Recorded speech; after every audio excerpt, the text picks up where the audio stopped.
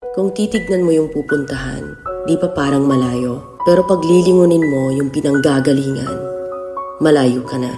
Hindi mo malalaman kung hindi ka susubok. Ang buhay ay isang malaking sugal. Kung lagi kang takot sumugal sa isang bagay dahil takot kang mawalan, mauubos lang kung anong meron ka.